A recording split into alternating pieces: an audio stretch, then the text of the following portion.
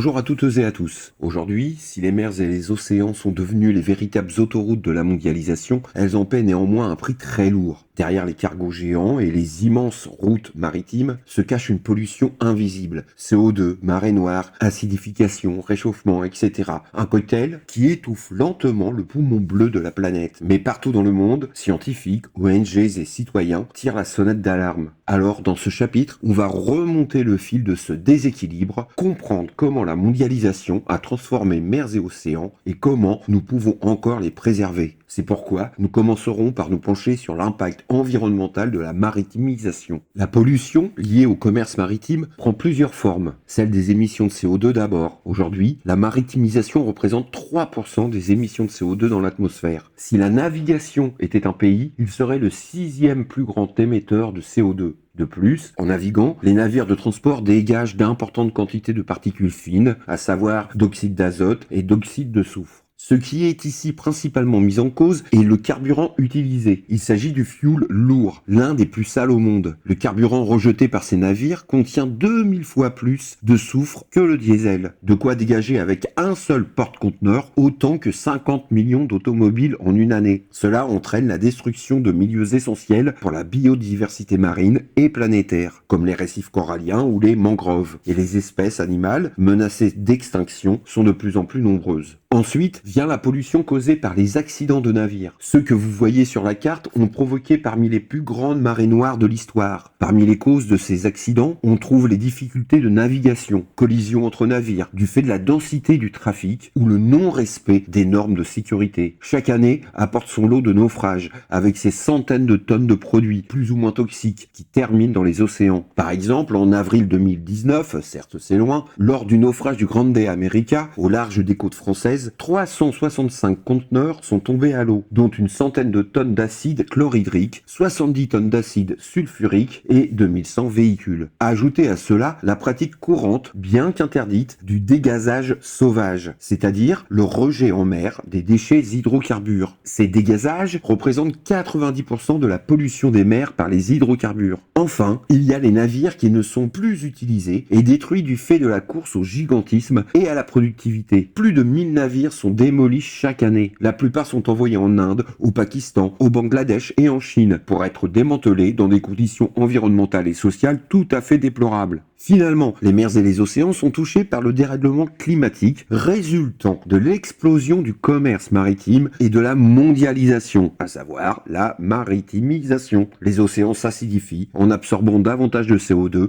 et se réchauffent, ce qui bouleverse de nombreux systèmes écomarins à travers le monde. Mais la pollution dégagée par la maritimisation ne comporte pas de danger uniquement pour l'environnement, mais impacte aussi directement et sans plus attendre les êtres humains. Voici rapidement quelques petits exemples. Il est prouvé que le rejet des particules fines augmente considérablement les risques d'attaque cardiaque. De plus, chaque année, la pollution liée au transport maritime entraînerait jusqu'à 14 millions de cas d'asthme chez les enfants et 400 000 décès prématurés. De plus, de l'acidification résulte une élévation du niveau des mers et des océans qui menacent directement les populations humaines, majoritairement installées sur les littoraux. Le secteur maritime participe fortement au réchauffement climatique et au rythme actuel pourrait représenter 17% des émissions de CO2 d'ici 2050, ce qui est gravissime puisque les mers et les océans forment un des plus importants poumons de la planète. Un poumon d'abord parce que les océans sont, comme nous allons le voir,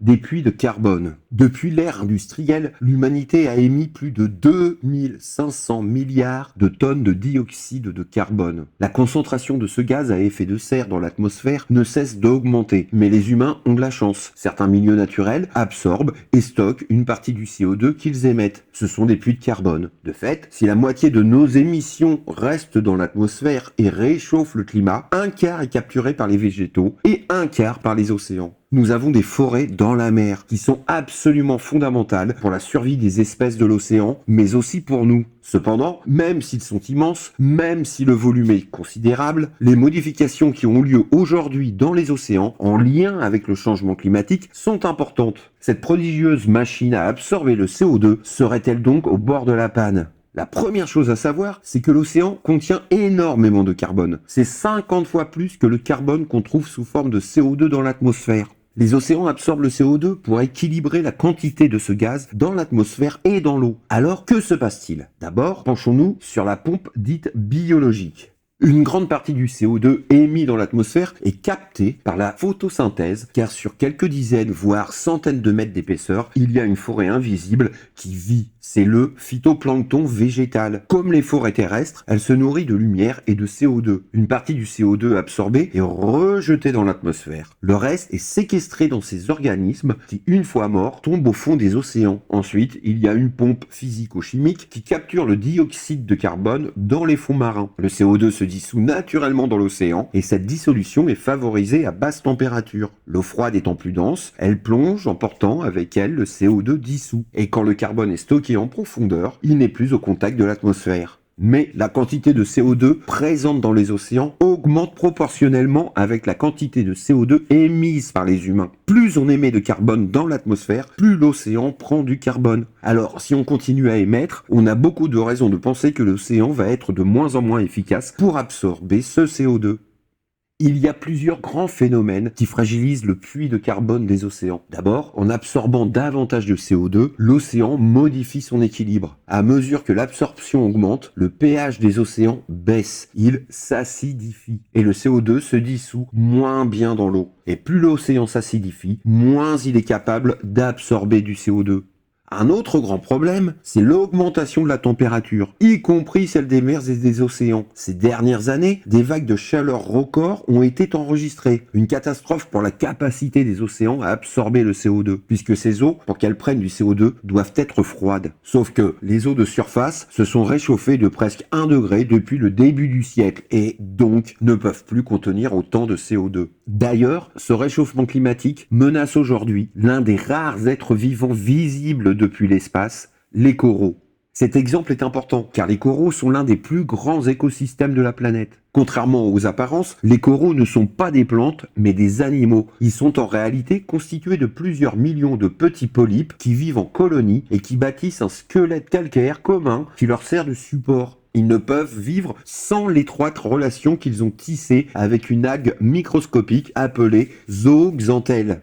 Ainsi, l'algue contribue à la croissance de l'animal en transformant la lumière du soleil en énergie. En retour, le corail offre la protection et les nutriments nécessaires à la zooxanthelle. Ces écosystèmes sont parmi les plus complexes de la planète. Ils abritent à eux seuls plus d'un quart des espèces marines. Certains coraux sont très sensibles aux variations de la température de l'eau. Ils ne peuvent vivre dans une eau qu'entre 20 et 30 degrés. Quand l'eau devient trop chaude, les algues quittent le polype. Le corail perd alors progressivement toutes ses couleurs. Si la température continue d'augmenter, les polypes meurent un à un. Il ne subsiste alors que son squelette calcaire blanc. Le phénomène de blanchissement corallien touche de plus en plus de récifs à travers le monde. Si la température des océans poursuit son inquiétante élévation, nous pourrions assister à la disparition progressive de l'un des écosystèmes les plus riches en biodiversité, mais aussi l'un des plus beaux. D'ailleurs, le réchauffement pourrait également ralentir les circuits que l'eau de mer emprunte pour se déplacer à travers le globe. Cette représentation de la NASA montre leur amplitude et leur complexité. Si ces courants venaient à s'arrêter, le climat terrestre s'en retrouverait très perturbé. Alors, les océans ne continueront de jouer leur rôle pleinement que s'ils sont protégés et si les émissions de CO2 baissent. L'avenir de l'océan et de l'humanité doit donc passer par une prise de conscience que l'infiniment petit, c'est-à-dire ce qu'on ne voit pas, que ce soit le CO2 dans l'atmosphère ou le phytoplancton dans l'océan, sont primordiaux.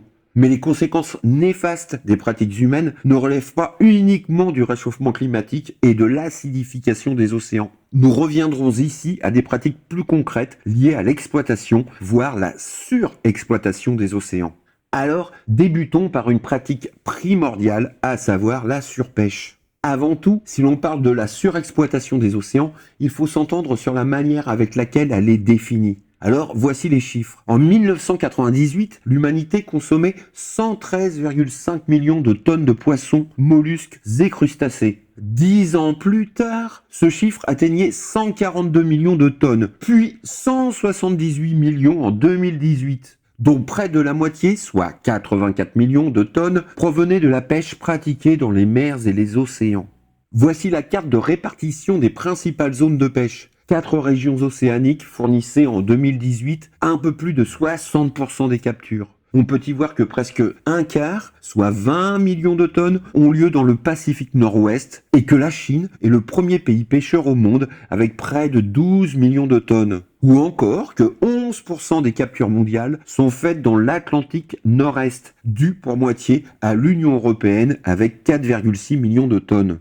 Mais que signifient ces chiffres? Des millions? Est-ce peu? Est-ce trop? Et par rapport à quoi? Pour chacune de ces zones de pêche, un pourcentage de surexploitation des stocks de poissons est publié par l'Organisation des Nations Unies pour l'alimentation et l'agriculture, la FAO, fondée sur un outil appelé le rendement maximum durable, ou RMD. Le RMD, c'est la quantité maximale que l'on peut capturer dans une population de poissons, d'une espèce donnée, dans une zone donnée, avant qu'elle ne puisse se renouveler. C'est un bon indicateur pour la gestion de la pêche, mais qui ne dit rien de son impact environnemental. Le RMD repose sur 2 critères. D'abord, le taux d'exploitation, c'est-à-dire le pourcentage maximal de poissons que l'on peut pêcher chaque année. Mais il y a aussi la quantité minimale de poissons reproducteurs qui doivent rester au sein de cette population. Lorsque ces seuils sont dépassés, la population de poissons diminue et le stock est considéré comme surexploité. Les pourcentages publiés par la FAO donnent la proportion des populations dont la pêche a dépassé le rendement maximum durable, c'est-à-dire la proportion des populations de poissons qui ne se renouvellent plus. Par exemple, en Méditerranée et en mer Noire, 63% de surexploitation signifie que sur 100 populations de poissons, on estime que 63 d'entre elles ont dépassé les seuils du rendement maximum durable. Ces chiffres nous montrent qu'aucune zone de pêche n'échappe à la surexploitation. Au niveau mondial, le pourcentage des populations surexploitées est passé de 10% en 1975 à 34% en 2017. Et cela ne cesse aucunement. Mais comme nous l'évoquions, le RMD est uniquement un indicateur minimal qui cherche simplement à assurer le maintien à l'identique des populations de poissons pour la pêche. Il ne prend en compte ni la taille des poissons, souvent pêchés trop jeunes, ni les captures d'espèces non désirées, ni le type de bateau utilisé, ni les impacts sur les fonds marins, ni aucun autre aspect environnemental. Bref, toutes ces données nous montrent que la surexploitation des océans est bien réelle et qu'elle est sans doute encore plus forte que ce que nous disent les chiffres. La surpêche a donc pour conséquence d'épuiser les ressources halieutiques. Or, l'océan est la source de nourriture la plus importante au monde. Le poisson constitue le principal apport quotidien en protéines pour 1,2 milliard d'habitants. Mais de plus en plus de pêcheurs rentrent avec des filets vides. Revenons un peu en arrière. Certains scientifiques affirment qu'au cours des 60 dernières années, les stocks de gros poissons ont baissé de 90%. Ils nous avertissent du déclin probable de toutes les espèces pêchées dans moins de 50 ans. La cause principale, la surpêche. Ainsi, les palangriers déploient 1,4 milliard d'hameçons par an. Chaque appât étant garni de morceaux de poissons. Certains chalutiers jettent des filets d'une superficie pouvant atteindre jusqu'à 23 000 m², la taille de 4 terrains de football. Assez pour contenir 13 Boeing 747 ou d'ordinaire plus de 500 tonnes de poissons. Ces 500 tonnes de poissons comprennent de nombreuses prises accessoires, c'est-à-dire des créatures marines capturées accessoirement, souvent en grande quantité. Généralement, les chalutiers à crevettes rejettent à l'eau entre 80 et 90% de ces animaux. Ceci signifie que pour 1 kg de crevettes, on capture et gaspille jusqu'à 9 kg de vie animale marine.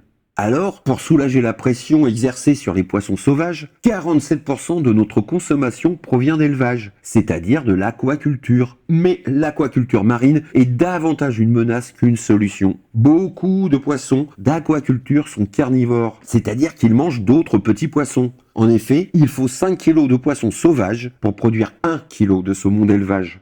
L'aquaculture ne fait que transformer de petits poissons à faible valeur commerciale en espèces plus lucratives. Cela ne crée pas de poissons supplémentaires. La majorité des stocks européens de poissons sont surexploités.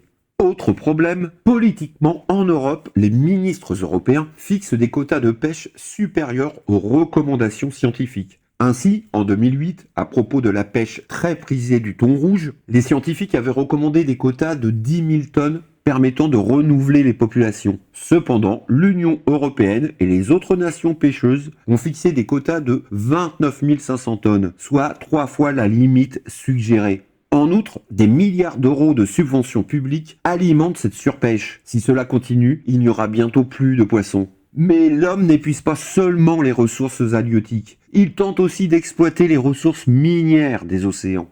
L'humain est un ogre de plus en plus gourmand. En effet, au cours des prochaines décennies, nous devrions consommer plus de métaux que nous n'en avons utilisé ces 70 000 dernières années. Car plus on a intégré de technologie à notre quotidien, plus on l'a perfectionné et enrichi, et plus nos appétits ont grandi. Le problème, c'est que tandis que nos besoins augmentent, les ressources en métaux, elles, sont de moins en moins accessibles, et leur exploitation de plus en plus coûteuse et dévastatrice. Une course s'est donc engagée pour trouver de nouvelles sources d'approvisionnement. Et nos yeux se sont tournés vers l'océan et ses profondeurs. Car des gisements métalliques, il y en a dans tous les océans. Ils sont très riches en métaux de toutes sortes et beaucoup plus vastes que sur Terre. Mais ce n'est pas une aubaine, car situés à plusieurs milliers de mètres de profondeur, ces gisements sont soumis à des pressions extraordinaires et exigent des moyens techniques très avancés. Il y a donc fort à parier que seuls les plus riches pourront un jour se les offrir. Ensuite, à qui appartiennent-ils ? Jusqu'à 200 miles nautiques, soit 370 km des côtes, dans ce qu'on appelle la ZEE, zone économique exclusive, les fonds sont placés sous le contrôle de l'État dont ils touchent le territoire. Au-delà, ils n'appartiennent à personne, ou plutôt, ils appartiennent à tout le monde. C'est pourquoi, depuis la convention de Montego Bay adoptée en 1982, ils sont considérés comme un patrimoine commun de l'humanité. Pour avoir le droit de les explorer et de les exploiter, il faut obtenir un permis délivré par l'Autorité internationale des fonds marins. Mais pour le moment, 29 permis d'exploration ont été accordés et aucune exploitation n'a encore été lancée. Il est donc difficile de savoir comment le partage s'organisera dans l'avenir. Attention, d'autres questions se posent encore, puisque cette intrusion humaine dans les profondeurs de l'océan pourrait avoir un impact majeur sur l'environnement. Un exemple, la zone de Clarion-Clipperton, dans le nord-est du Pacifique. Située entre 3500 et 5000 mètres, elle abrite des nodules polymétalliques qui contiennent à eux seuls plus de nickel, de manganèse et de cobalt que la totalité des ressources terrestres. À ce jour, 17 permis d'exploration ont été accordés sur la zone. Les toutes premières études sur l'environnement qui ont été menées révèlent deux choses. La faune des grandes profondeurs est plus riche autour des nodules qu'ailleurs. Et chaque fois que l'homme y est intervenu, la richesse de cette faune a considérablement baissé. Or, dans cette nuit noire, la nourriture est si rare que tout est plus lent, plus fragile, et le moindre accroc met beaucoup plus de temps à se réparer qu'ailleurs. Comment alors évaluer l'impact réel de nos actions ? Face à ce grand flou, de nombreux États, des associations, des scientifiques réclament un moratoire sur 10 ans. 10 ans, c'est le temps qu'ils voudraient se donner pour explorer avant de puiser, connaître avant d'exploiter. D'où notre prochaine question, comment protéger ces écosystèmes aquatiques ? Face à tous ces problèmes de pollution et de surpêche, l'une des solutions sont les AMP, les aires marines protégées. Les AMP ont vu le jour en 1962 à Seattle à l'occasion de la première conférence mondiale sur les parcs nationaux. Ce sont des zones où, par exemple, la pêche ou l'extraction d'hydrocarbures sont interdites. Ce peut être aussi des zones où les mammifères marins font l'objet d'une attention particulière. Sauf que, par exemple, en Méditerranée toujours, ces AMP constituent parfois un véritable mirage. Certaines aires sont volontairement implantées par les États dans des zones peu intéressantes en termes de biodiversité. Ceci afin de gonfler artificiellement le nombre d'aires marines protégées. Mais surtout, elles sont souvent insuffisamment réglementées. Ainsi, en 2020, les 1062 aires marines protégées recouvraient seulement 6% du bassin méditerranéen. Mais si l'on observe de plus près les réglementations qui régissent ces aires, le pourcentage tombe à 0,23% d'aires marines ayant des niveaux de protection efficaces, voire même à 0,06% pour les zones entièrement protégées, des zones que l'on localise sur cette carte, mais qui en réalité sont invisibles à cette échelle. Il y a malgré tout des expériences réussies. Ainsi, en France, le parc marin de la Côte Bleue a mis en place 2 zones marines intégralement protégées, la réserve de Carry-le-Rouet et la réserve du Cap Couronne. Dans ces réserves, toutes les activités humaines, telles que la pêche, la plongée, le mouillage des navires et autres, sont totalement interdites. Autre motif d'espoir dans ces zones, c'est l'extraordinaire capacité de la vie marine à se restaurer dès lors que l'on réduit la pression humaine. La preuve, dans un autre espace maritime, le Pacifique, les récifs coralliens de certains atolls, détruits par les essais nucléaires réalisés par la France entre 1976 et 1995, ont pu se reconstituer en partie ces 40 dernières années. Ok, si comme on vient de le voir, les gouvernements font des lois, ils ne sont pas les seuls à se battre pour nos océans. Il existe aussi et surtout des acteurs non étatiques. Heureusement, il y a les ONG, les organisations non gouvernementales, et les scientifiques qui jouent le rôle de lanceurs d'alerte et de gardiens de la mer. Leur mission principale, c'est de sensibiliser les citoyens pour qu'ils respectent les océans. Elle se concentre sur les problèmes les plus graves, comme la lutte contre la pêche illégale, ou l'INN, pêche illicite, non déclarée et non réglementée. Certaines ONG sont devenues célèbres pour leurs actions directes, comme Greenpeace et Sea Shepherd. Par exemple, Greenpeace mène des actions pour dénoncer la surpêche et organise régulièrement des dénonciations de navires pollueurs. D'un autre côté, Sea Shepherd n'hésite pas à aborder les navires qui pratiquent la pêche illégale ou la surpêche. En résumé, ces acteurs sont là pour nous rappeler que la protection des mers est une responsabilité collective et que nous devons faire pression pour une pêche plus raisonnée. Après les ONG et les scientifiques, passons au niveau supérieur, à savoir la coopération internationale. Quand il s'agit de protéger les mers, on a besoin que tout le monde se parle. C'est ce qu'on appelle une action multiscalaire, ce qui veut dire que la protection se fait à plusieurs échelles en même temps. Et c'est le but de l'UNOC. Alors qu'est-ce que l'UNOC ? C'est la conférence des Nations Unies sur l'océan. Cette conférence est une initiative des Nations Unies visant à mobiliser la communauté internationale pour la protection et la conservation de l'océan et des ressources marines. Elle s'est tenue pour la première fois à New York en 2017, puis à Lisbonne en juin 2022. L'UNOC a pour but principal de conserver et d'exploiter de manière durable les océans et les mers. Les conférences de l'UNOC réunissent des représentants des gouvernements, des ONG, des scientifiques, des experts en conservation et des acteurs économiques. Tous discutent ensemble des menaces qui pèsent sur l'océan ainsi que des solutions pour y répondre. Alors, que retenir ?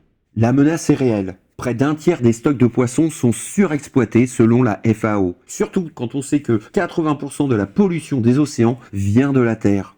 L'océan est notre bouclier. Nos mers sont les régulateurs majeurs du climat. En absorbant 90% de l'excès de chaleur, ils nous protègent. Mais le prix à payer est l'acidification et la montée des eaux. La protection doit s'accélérer. Face aux menaces, nous créons des aires marines protégées, des AMP, mais elles ne couvrent encore qu'une faible proportion de l'océan, moins de 5% en 2020. L'objectif mondial est d'atteindre plus de 30% d'ici 2030. Alors, pour clore ce chapitre, il faut retenir une chose essentielle. Notre usage intensif du monde maritime le rend incroyablement fragile. Par conséquent, n'oublions jamais que l'océan est un bien commun et un régulateur climatique essentiel. Sa protection est donc une responsabilité collective. Merci de votre écoute et beau soleil à vous.